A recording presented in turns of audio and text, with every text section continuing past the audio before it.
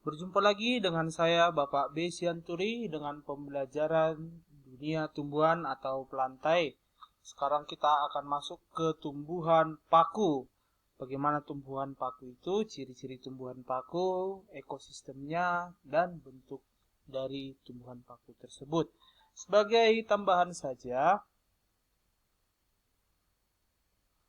tumbuhan paku termasuk tumbuhan tertua di dunia karena ditemukan di berbagai fosil dalam batu berusia 420 juta tahun. Fosil tumbuhan paku dari zaman karbon sekitar 360 sampai 268 juta tahun lalu merupakan penyusun sebagian besar batu bara. Saat ini ada sekitar 10.000 jenis tumbuhan paku yang hidup bermacam-macam habitat dari lereng pergunungan hingga daerah berhutan, dari pertumbuhan dinding dan batu hingga rawa-rawa, juga tepi selokan serta tepi sungai. Oke, itu adalah dari tempat tumbuhan paku dan sejarah tentang tumbuhan paku. Kita akan masuk ke ciri-ciri tumbuhan paku. Tumbuhan paku termasuk golongan tumbuhan yang telah berkosmus dan merupakan kelompok tumbuhan berpembulu yang paling sederhana. Kurang lebih 550 juta tahun yang lalu atau pada zaman karbon, hutan paku raksasa mendominasi permukaan bumi, baik itu sebelum terbentuknya wilayah-wilayah seperti hutan yang sekarang. Jadi seluruh daratan itu tertutup dengan hutan jenis karbon yang banyak ditumbuhi oleh tumbuhan paku. Habitat dari tumbuhan ini yaitu di darat, ada beberapa teradaptasi hidup di lingkungan yang berair. Tumbuhan paku terutama tumbuhan di lapisan bawah daratan lebih rendah, di tepi pantai, lereng gunung, dan 350 meter di atas permukaan laut, terutama di daerah yang lembab.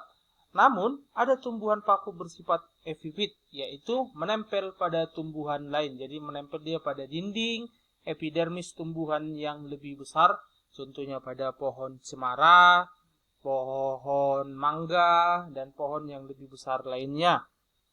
Tumbuhan paku merupakan tumbuhan darat yang telah memiliki akar, batang, dan daun sesungguhnya. Oleh karena itu, tumbuhan paku termasuk ke kelompok Cormopita berspora. Akar paku berupa akar serabut dengan jaring-jaring penyusun terdiri dari jaringan epidermis, korteks, dan silinder pusat. Oke, itu adalah struktur dari susunan akar pada tumbuhan paku. Bagaimana ciri-cirinya tumbuhan paku tersebut? Semua anggota divisi tumbuhan paku ini memiliki 4 struktur yang paling utama atau yang paling penting.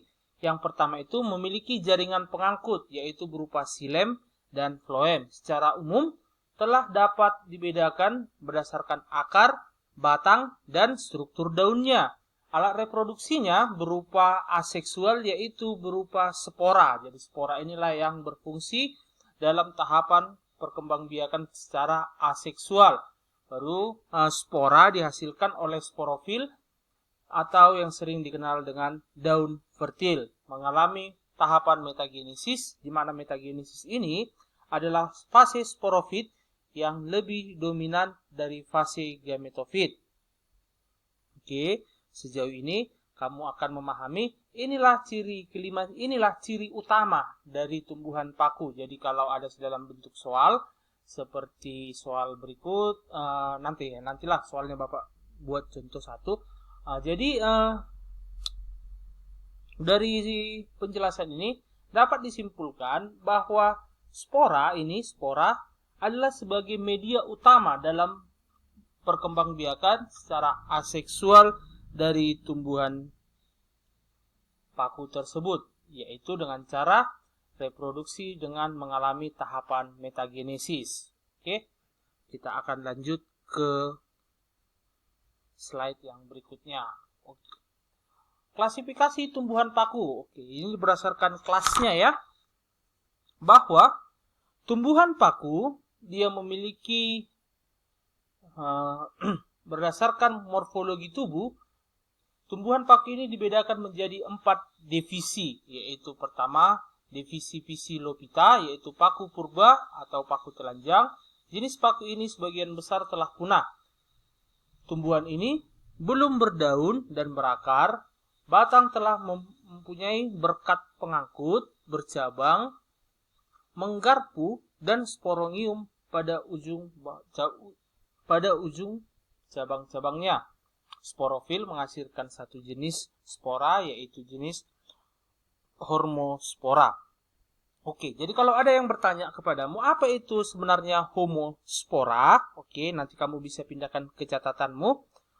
Tumbuhan paku Hormospora, tumbuhan paku yang ini Hormospora ini adalah tumbuhan paku yang menghasilkan spora dengan jenis dan ukuran yang sama.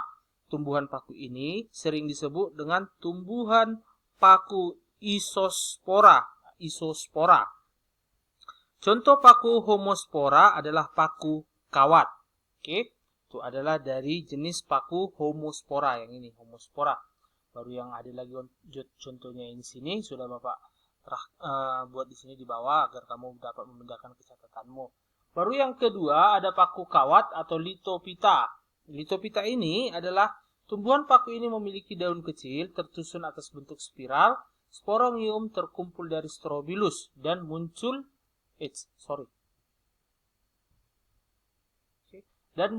di ketiak daun dalam batang seperti kawat. Contohnya Spargillus sp. Baru ada paku kawat, ada Litodius calvatum yang ini digunakan dalam tahap pembuatan obat-obatan. Oke, sebagai tambahan, Litophyta ini juga disebut sebagai adalah berupa tumbuhan paku yang sama memiliki isospora di dalam tubuhnya. Baru yang berikutnya ada Cenosphyta. Tumbuhan paku ini memiliki daun mirip kawat serta daunnya tersusun dalam satu lingkaran. Bentuk batangnya mirip dengan ekor kuda, oleh karenanya divisi ini disebut paku ekor kuda. Contohnya Ersetium debile merupakan batang yang keras karena mengandung silika, sporongium yang terdapat pada struktur berbentuk kerucut yang disebut dengan strobilus. Baru yang berikutnya ada Petophyta atau paku sejati telah memiliki akar, batang, dan daun sejati.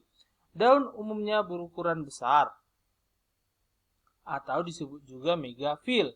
Batangnya dapat tumbuh di bawah tanah atau seperti rizoma, ataupun batangnya tumbuh di atas tanah. Ciri khas dari divisi ini adalah daun mudanya menggulung atau disebut dengan